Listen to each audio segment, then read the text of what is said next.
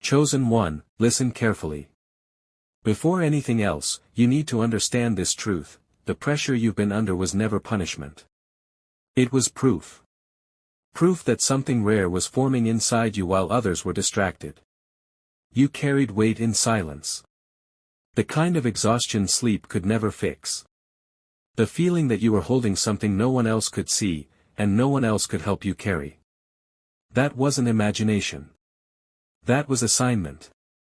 This message reaches you at a precise moment. Not early. Not late. You didn't find this by accident. You weren't scrolling randomly. Heaven doesn't waste timing, and neither does truth. There are messages people hear every day, and then there are messages that are allowed. This is one of those. Because something has shifted. Scripture says the vision is for an appointed time. Though it may tarry, wait for it, because it will surely come. No explanation needed. Just authority. You waited longer than you expected. Longer than you were prepared for. You obeyed, yet doors stayed closed. You stayed faithful, yet the finish line kept moving. And if you're honest, there were moments you wondered, was this even real? Did I misunderstand God? Hear this clearly: delay does not mean denial when you are chosen. Delay means development. What you were carrying was not small. That's why it felt impossible. That's why others dropped off. That's why help disappeared when you needed it most. You weren't failing.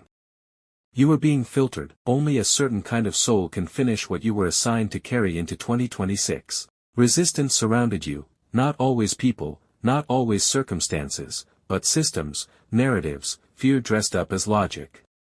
You were told to be realistic when you were meant to be obedient. You were told to slow down when heaven was building endurance. That's how deception works. It never announces itself. It blends in.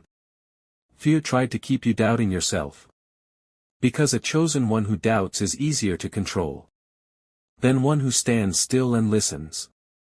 Spiritual blindness isn't darkness. It's distraction. And still, you sensed when something felt off. That wasn't weakness. That was discernment. Being chosen was never about being special. It was about being accountable. You weren't selected to be admired. You were selected to be trusted. That's why loneliness followed you. That's why separation hurt. Isolation wasn't rejection. It was training. Noise had to be removed so clarity could survive.